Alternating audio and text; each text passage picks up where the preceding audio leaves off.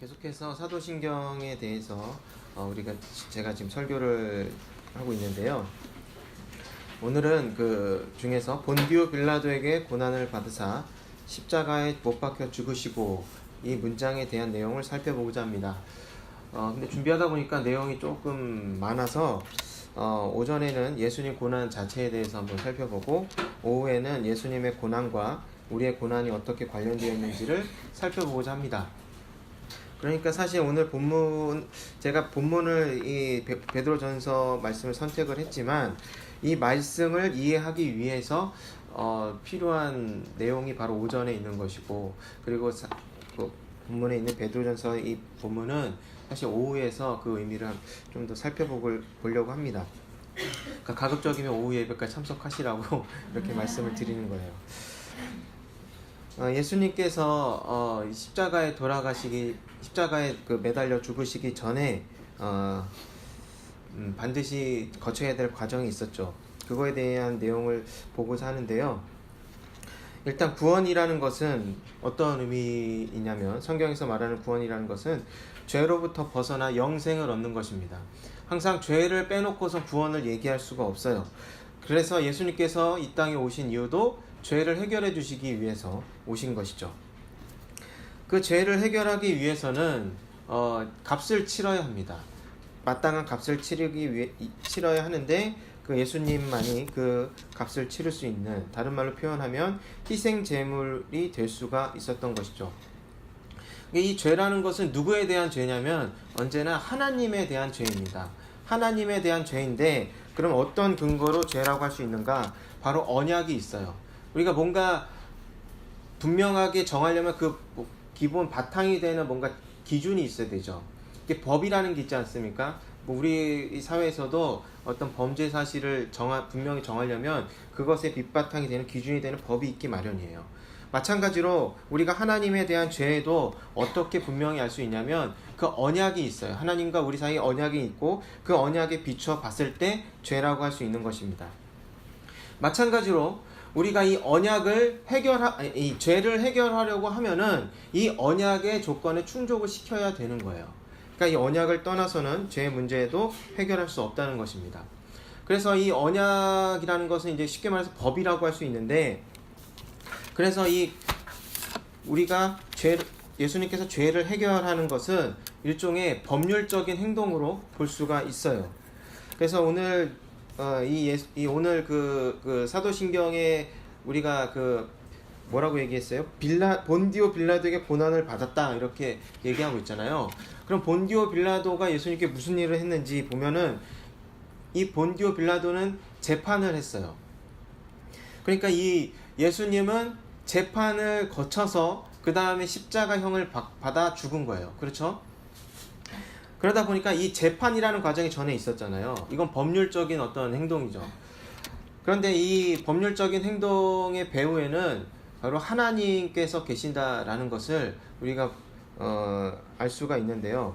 왜냐하면 예수님께서 십자가에서 죽은 행동은 사람들 눈에 보기에는 로마의 총독 빌라도가 사형을 선고해서 그냥 십자가에 죽어서 그냥 사형이 집행된 걸로 보이겠지만, 사실상 이 예수님의 이 재판받고 십자가에 죽은 행동은 우리의 죄를 대속하는 행동이었습니다. 그렇죠? 죄값을 치려는 행동이었어요. 그렇기 때문에 이 재판은 단순히 이 땅에서 보여지는, 눈으로 볼 수 있는 그런 재판으로만 의미가 있는 것이 아니라 바로 하나님의 재판이라고 할 수가 있어요. 그러니까 하나님과 이 피조물 사이에 있는 언약, 그것을 다루는 하나님의 재판정이었다라고 할 수가 있습니다. 그래서 이 예수님의 재판, 그러니까 빌라도가 행한 재판에는 두 가지의 중요한 특징이 있습니다. 첫 번째는 뭐냐면 예수님이 무죄였다는 거예요. 무죄였음에도 불구하고 사형 선고를 받았다는 것이 첫 번째 특징이고, 두 번째 특징은 뭐냐면 예수님이 사형을 선고를 받았는데 그 사형을 집행하는 방식이 돌로 쳐 맞아 죽는 것도 아니고 목이 잘려 죽는 것도 아니고 십자가형을 받았다는 것입니다. 이 두 가지는 매우 중요한 특징입니다. 먼저 이 재판의 과정을 한번 살펴보고자 해요. 유대인들이 예수님을 먼저 잡아갔습니다. 그죠? 깜깜한 밤에 예수님을 잡아갔어요. 잡아가서 때리고 침뱉고 모욕하고 하면서 밤새도록 괴롭히다가 아침이 돼서 난 이제 그 공회를 열었어요. 그들이 이제 자체적으로 이제 그러니까 유대인들이 이제 로마의 식민지이긴 하지만 어느 정도의 자치권을 갖고 있었어요. 그래서 그들이 모여서 자체적으로 재판을 했습니다. 재판을 하는데 한마디로 종교적인 재판이죠. 그래서 예수님을 무엇으로 이제 정죄를 했냐면 불경죄 또는 신성모독죄로 정죄를 했어요. 그러니까 네가 하나님의 아들이냐? 그랬더니 예수님이 그렇다 그렇게 얘기를 했죠. 그러니까 막 옷을 찢으면서 이런 일이 있을 수가 있나 하면서 막 이러면서 정죄를 했어요. 율법에 의하면 이런 죄 같은 경우에 어떻게 처리를 하냐면 사형을 시키는데 돌로 쳐서 죽입니다. 그런데 이들에게는 사형을 집행할 권한이 없었어요. 왜냐하면 식민지잖아요. 식민지가 자치권을 갖고 있었을 뿐이지 사형을 집행할 수 있는 권한은 없었습니다. 누구에게 있었냐면 총독에게 있었어요. 그래서 로마의 총독인 빌라도에게로 끌고 가는 것입니다. 그리고 나서 고발을 하는데 뭐라고 고발을 하냐면 얘는요 유대교에서 정한 우리의 종교에서 정한 하나님을 빙자하는 자칭 하나님의 아들이라고 하는 아주 신성모독죄를 범한 죄인입니다. 그러니까 죽여주세요. 사형을 선고해야 합니다. 이렇게는 못하는 거예요. 왜 그러냐면 이 당시에 로마라는 제국은 종교를 아주 자유롭게 허용해 줬단 말이에요. 너는 신들의 그리스 신들을 섬겨라. 너는 아폴로를 섬겨라. 너는 아테나를 섬겨라. 이래서 다 허용해 주었어요. 그러니까 그 어느 종교의 이단자를 끌고 와서 얘는 자칭 누굽니다. 그래가지고 죽이지 않아요. 그리고 이 로마의 법이 이제 우리가 로마의 그 큰 유산이 이제 법하고 이제 건축술, 도로 이런 거 아니겠어요? 근데 로마의 법은 어디에 초점을 맞추고 있냐면 사적인 그런 분쟁을 해결하는데 초점을 맞추고 있어요. 보다 좀 더 사회적이고 정치적인 면에서는 로마의 법은 좀 그렇게 관심을 갖고 있지 않습니다. 그러니까 이 유대인들 제사장 무리가 예수님을 빌라도에게 끌고 왔는데 이들을 그들의 생각하는 정죄하는 것으로 고발해서는 죽일 수가 없던 거예요. 그러니까 뭐라고 얘기하냐면 얘기를 고소를 하냐면 이 사람이 우리 백성을 미혹하고 가이사에게 세를 바치는 것을 금하며 자칭 왕 그리스도라 하더이다. 한마디로 정치범으로 이제 고발을 하는 거예요. 미혹했다. 미혹을 해서 뭔가 반란을 도모했다. 자기가 그 유대인들의 왕이라고 주장을 했다. 그래서 로마 제국이 세금을 바치는 것도 방해했다. 라는 걸로 이제 고발을 했던 거예요. 그런데 보통 로마에서 사형을 집행할 때 보통 다 십자가에 매달아 죽이는 것이 아니었습니다. 보통은 돌로 쳐 죽이거나 목을 잘라 차명을 이렇게 해 죽였어요. 그런데 예수님은 무엇으로 고발을 당했냐면 정치범으로 고발을 당했어요. 근데 정치범을 사용할 때는 어떤 방식을 썼냐면 십자가형을 사용했어요. 왜냐하면 십자가에 매다는 것은 한마디로 보여주기 위한 거예요. 십자가에 매달아서 우리 로마 제국에 도전하면 이런 결과를 맞게 된다라는 걸 보여주는 거였죠. 그래서 여러분 스파르타쿠스라는 사람을 알고 계시죠? 그 노예 출신이면서 검투사였어요. 근데 이 사람이 자기 동료들을 이렇게 이끌고 해서 반란을 일으켰습니다. 그래서 그 로마를 한번 완전히 전복시킬 뻔했어요. 근데 이들이 결국에는 이게 진압당했는데 그 남은 포로들을 어떻게 했냐면은 그 로마로 향하는 길에 이렇게 간격을 두어서 다 십자가에 매달아서 다 죽였어요. 그 남은 포로들을 그렇게 십자가로 매달아. 그러니까 로마로 가는 길에 보면 한 수천 명이었는 걸 제가 기억을 하는데 로마를 가는 길에서 무슨 우리가 이제 전신줄 이렇게 가로등 있듯이 그 십자가로 이렇게 다 매달린 그런 죄수들이 있었던 것이죠. 이렇듯이 얼마나 공포스럽습니까? 이런 것이 바로 이제 정치적인 형벌이었다는 것이죠. 그러니까 예수님도 십자가에 달려 죽으신 이유는 뭐냐면 정치범으로 고발을 당했기 때문에 그런 거예요. 그런데 이 빌라도라는 사람이 바보가 아니잖아요. 빌라도, 여러분이 만약에 로마 총독 빌라도라면 어떻게 생각하겠습니까? 그들이 원하는 대로, 자기 식민지의 지도자들, 원주민들의 지도자들이 원하는 대로 순순히 따라 주겠습니까? 그렇지 않을 거예요. 왜냐면 골치 아프잖아요. 그죠? 이 빌라도가 보기에는 뭐냐면 이 문제는 유대인들 사이의 문제인 거예요. 유대인들끼리의 문제인데 자기 손을 빌려서 이 사람을 죽이려고 하는 거잖아요. 그 빌라도가 모르지 않았다는 것이죠. 그래서 그렇지만 이제 빌라도는 이제 재판을 해야 되죠. 이제 고발이 들어왔으니까 재판을 해야 돼요. 근데 왜 총독이 재판을 하느냐면 이 지방에서 일어나는 소송 사건을 모두 로마 수도로 보내려면 행정 비용이 너무 많이 들어요. 그래서 그 지역의 총독이 재판 권한도 갖고 있었거든요. 그래서 빌라도가 예수님을 신문을 하는데 뭐라고 신문을 해야겠습니까? 네가 지금 반란을 일으키고 유대인이 왕이라고 이렇게 자칭하는 그런 고발이 들어왔어. 그게 사실이냐? 라고 물어야 하겠죠. 그래서 빌라도는 예수님에게 뭐라고 묻냐면 네가 유대인의 왕이냐? 이렇게 물어요. 이제 그 사복음서에서 그 마태복음과 누가복음과 요한복음에서 마가복음을 제외하고 이 세 개 복음서에서 이 사건을 기록하고 있는데 누가복음은 아주 간결하게 얘기를 하고 있어요. 뭐라고 얘기하고 있냐면 간단하게 얘기해서 당신이 유대인의 왕이냐 물었다는 거예요. 그리고 나서 빌라도가 그 제사장 무리에게 가서 뭐라고 얘기하냐면 이 사람에겐 죄가 없는데 이게 끝이에요. 누가복음은 아주 간결하게 얘기를 하고 있고 마태복음은 좀 자세하게 얘기를 하고 있어요. 마태복음에서는 뭐라고 얘기하냐면 예수님한테 빌라도가 네가 유대인의 왕이냐? 그러니까 예수님이 당신이 그렇게 말하고 있다 라고 얘기를 했어요. 그리고 나서 그 제사장 무리에게 좀 이상한데? 얘기했더니 제사장 무리가 막 뭐라 하면서 막 고발을 하는 거예요. 그 삼자 대면을 한 거죠. 그러니까 예수님이 그 말을 그냥 묵묵히 듣고 있었어요. 그러니까 이 빌라도가 그것을 또 이상히 여겼다. 뭐 이렇게 얘기를 하고 있죠. 당연히 이상하죠. 왜냐면 여러분 반란군의 괴수라면 뭐 당당해야 되겠죠. 그리고 좀 카리스마도 있고 만약에 반란군의 괴수가 잡혔는데 나 그런 적 없는데요. 그럼 어떻게 되겠습니까?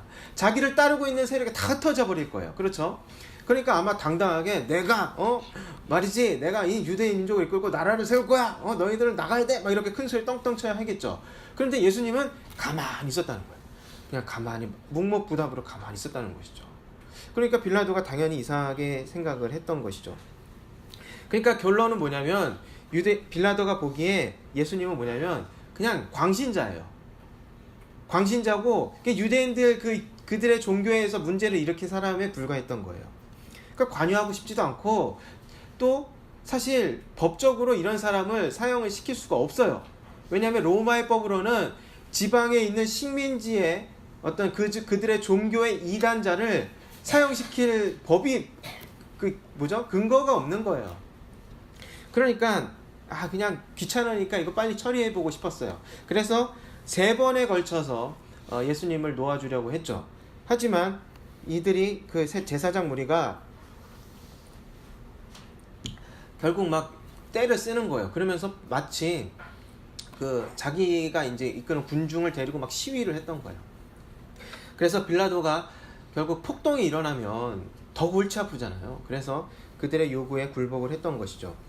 그렇지만 빌라도는 단순히 그냥 그들의 요구를 그냥 맞춰주지만은 않았는데 빌라도가 아주 중요한 역할을 했습니다. 이것은 하나님의 재판이라는 측면에서도 봐도 매우 중요한 일을 했어요. 그것은 뭐냐면 예수님이 죄가 없다는 것을 인정했다는 거예요. 로마서 13장에 보면은 이 세상 권력, 이 세속적인 권력은 하나님으로부터 비롯되었다라고 얘기를 하고 있어요. 그러니까 우리가 보기에 이 세속적인 권력은 불합리한 면이 많고 뭐 순결하지도 않아요. 그렇지만 그것에 대해서 어느 정도는 복종을 해야 한다라고 로마서 13장 얘기를 하고 있어요. 그 이유가 뭐냐면 그 권력이 하나님으로부터 비롯되었다는 것이죠. 다른 말로 하면 하나님의 통치를 대신한다는 거예요. 이 빌라도는 로마 제국의 총독이에요. 그렇기 때문에 이 세속 권력을 대표하는 자, 세상의 법정을 대표하는 재판관으로서 대표하는 자였어요. 그 빌라도가 예수님을 무죄하다고, 죄가 없다고 딱 인정을 했던 것이죠. 이것은 하나님의 재판정에서 어떤 의미가 있냐면 예수님께서 희생 제물이 되기에 충분한 조건을 갖추었다라는 거예요. 그러니까 우리 인류의 모든 죄, 피조물의 모든 죄를 해결하기 위해서는, 죄값을 치르기 위해서는 순결해야 해요. 즉 죄가 없어야 된다는 거예요. 그런데 죄가 없는 인간이 아무도 없던 것이죠. 근데 예수님이 죄가 없다는 것이 인정이 돼야 되는, 공식적으로 인정이 되어야 하는데 바로 빌라도가 그것을 인정을 해주었다는 것입니다. 이 구약의 제사장들이 제사를 이렇게 드리려고 할 때 이제 그 백성 중에 한 명이 이제 그 제물을 가져와요. 동물 제물을 갖고 옵니다. 그럼 그 제물을 드리기, 그 죽여서 제사를 드리기 전에 먼저 상태를 점검해 봐요. 그 흠이 없는 동물만이 하나님께 바쳐질 수가 있었어요. 그 역할을 누가 했냐면 빌라도가 했던 것입니다. 그러니까 이것이 하나님의 재판이라는 관점으로 보면은 이것은 꼭 필요했던 과정이라고 할 수 있습니다. 그 두 번째 특징이 뭐냐면 십자가에 매달려 죽었다는 거예요. 그러니까 예수님께서 일반적으로 무슨 범죄를 저질러서 죽을 죄를 지었다면 십자가형을 받지 않았을 거예요. 그런데 갈라디아서 3장 13절은 이렇게 기록되어 있습니다. 그리스도께서 우리를 위하여 저주를 받은 바 되사 율법의 저주에서 우리를 속량하셨으니 기록된 바 나무에 달린 자마다 저주 아래 있는 자라 하였습니다. 이 갈라디아서 말씀은 신명기 21장 22절 23절을 인용하고 있는 건데요. 거기서는 이렇게 얘기하고 있습니다. 나무에 달린 자는 하나님께 저주를 받았음이니라. 그러니까 신명기에서 뭐라고 얘기하냐면 어떤 죽을 죄를 지었어요. 무슨 일인지 구체적으로 얘기하고 있지 않지만 죽을 죄를 지었습니다. 근데 보통 돌로 쳐 죽이고 이렇게 죽이는데 어떤 경우에는 죽인 후에 나무에 매다는 경우가 있었어요. 그것은 이제 말 그대로 경고하는 차원인데 그것에 대해서 어떤 의미가 있다고 얘기를 하냐면 나무에 달린 자는 하나님께 저주를 받았다 라고 얘기를 하는 거예요. 하나님께 저주를 받았기 때문에 나무에 매달렸던 것이죠. 그러니까 나무에 매달렸기 때문에 저주를 받은 게 아니라 하나님께 저주를 받았기 때문에 나무에 매달렸다는 거예요. 그러니까 예수님께서는 물론 이제 로마 그 제국의 그 총독 빌라도의 손을 빌려서 십자가형을 당한 거지만 이 하나님의 말씀에 비춰보면은 뭡니까? 하나님께 저주를 받았다는 거예요. 근데 좀 이해가 안 되는 부분이 있죠. 왜냐하면 예수님도 하나님이잖아요. 그죠? 성자 하나님이라고 우리가 얘기하고 있잖아요. 그럼 어떻게 성부 하나님이 성자 하나님이신 예수님을 저주를 내릴 수 있을까? 이거 뭔가 이해가 안 되고 납득이 안 될 수 있는 부분이죠. 근데 우리가 예수님이라는 그 분의 그 존재를 생각해 보면 뭐냐면 예수님은 참 사람이면서 동시에 참 하나님이에요. 근데 이것은 분리되거나 섞이거나 이렇게 혼동되거나 이런 속성이 아닌 것입니다. 그러니까 예수님은 십자가에 달려 계신 그 순간에도 하나님이십니다. 하지만 십자가에 매달린 그 순간에 또 동시에 뭐냐면 참 사람이에요. 그러니까 우리가 이것을 이해하기는 어떤 이런 존재가 이 세상에 없기 때문에 이해하기는 어렵지만 분명히 예수님은 참 사람으로서 십자가에 매달렸던 것이죠. 그리고 참 사람으로서 그 성부 하나님께 저주를 받고 버림을 받았다는 것입니다. 그리고 이것은 매우 큰 고통이었어요. 그래서 예수님의 그런 고통은 이런 외침을 통해서 잘 표현되고 있습니다. 마태복음 27장 46절에 이렇게 얘기하고 있어요. 제9시쯤에 예수께서 크게 소리질러 가라사대 엘리 엘리 라마 사박다니 하시니 이는 곧 나의 하나님 나의 하나님 어찌하여 나를 버리셨나이까 하는 뜻이라. 이 말은 예수님께서 그 시편 22편 그 다윗의 시편을 인용한 것이었습니다. 거기 시편 22편은 다윗의 시편인데 다윗이 이렇게 얘기했던 것이죠. 나의 하나님 어찌하여 나를 버리셨나이까, 이렇게 얘기를 해요. 거기서 이제 다윗이 막 하나님께 막 탄식을 합니다. 그래서 다윗의 심정을 이렇게 표현을 했어요. 시편 22편 14절에요.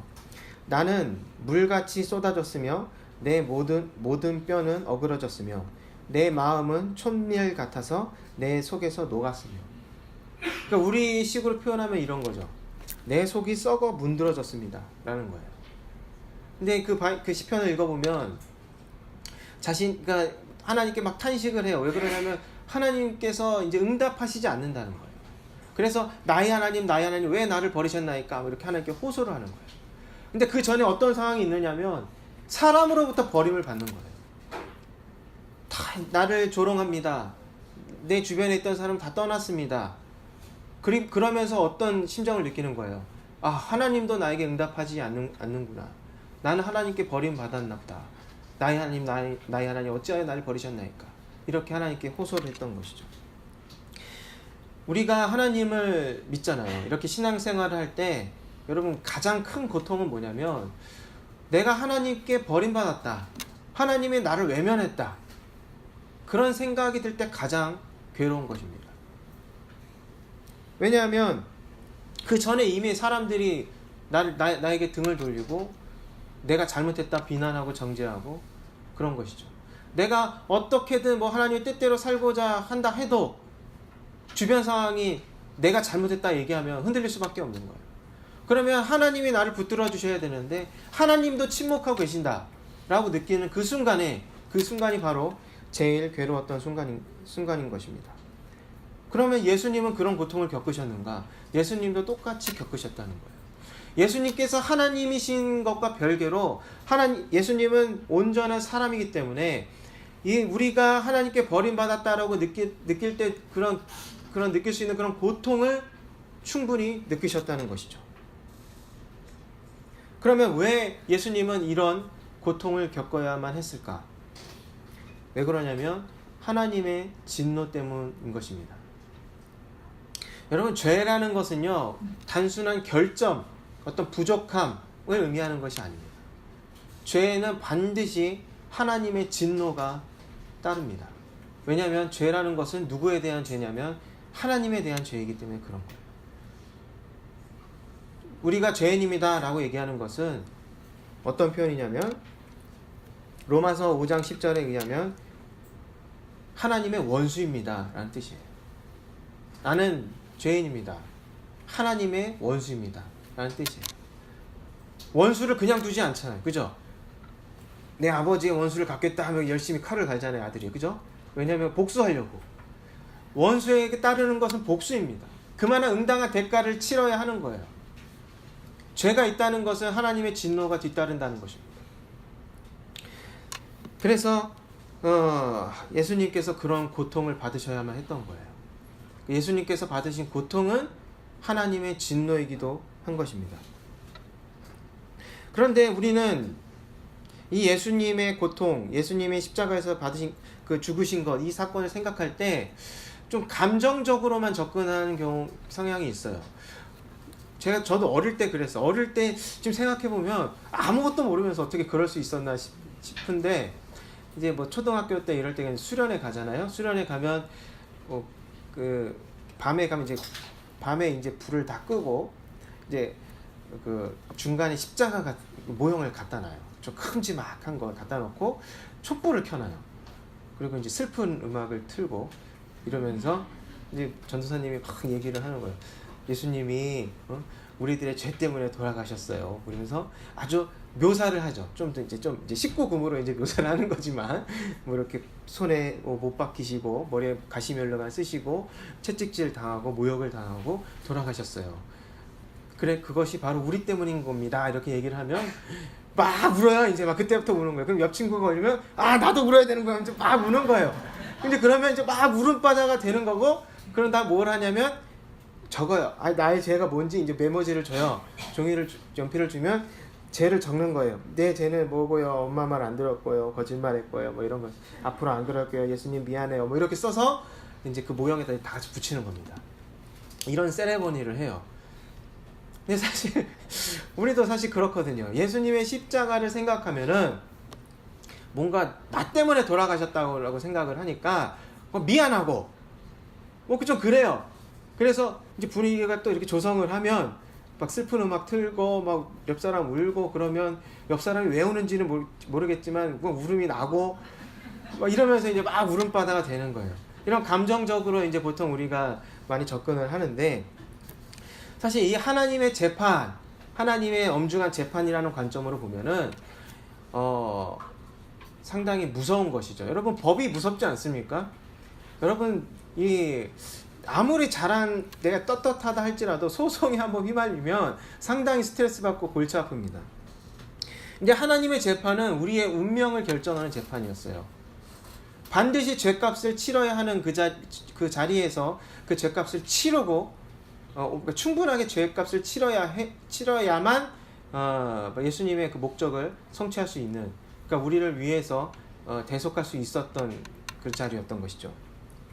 그 자리에서는 예수님의 사랑이 표현되었지만 동시에 무엇이 표현된 거냐면 하나님의 진노가 표현되었다는 것입니다. 사실 그렇기 때문에 우리가 죄라는 것, 그리고 예수님의 희생, 이런 걸 생각해 보면 하나님의 진노를 우리가 생각을 해야 합니다. 그만큼 무섭다라는 거예요. 죄라는 것은 우리의 운명을, 예수님께서 고통을 받으신 그런 것처럼 영원한 죽음에 이를 수 있게 한다는 것입니다. 이사야서에는 이렇게 기록되어 있습니다.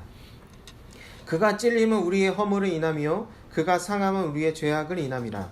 그가 징계를 받음으로 우리가 평화를 누리고 그가 채찍에 맞음으로 우리가 나음을 입었도다. 예수님께서 고통을 받은 이유는 우리 때문이라는 거예요. 그리고 예수님께서 고통을 받았기 때문에 우리가 나음을 입었다고 얘기를 하고 있습니다. 그러면 먼저 우리는 무엇을 알아야 되냐면 내가 뭐가 문제지? 라는 걸 알아야 되는 거예요. 내가 뭐가 문제지? 라는 거예요. 그런데 우리가 우리의 내면을 깊숙이 살펴보면은 죄를 발견할 수가 있어요. 근데 그 죄에 따르는 무엇을 또한 발견할 수 있냐면 하나님의 진노를 발견할 수가 있다는 거예요. 여러분, 하나님의 진노가 죄에 무슨 옷에 택 달려있는 것처럼 이렇게 붙어 있다는 것입니다. 그것이 우리의 운명을 망하게 하는 거예요.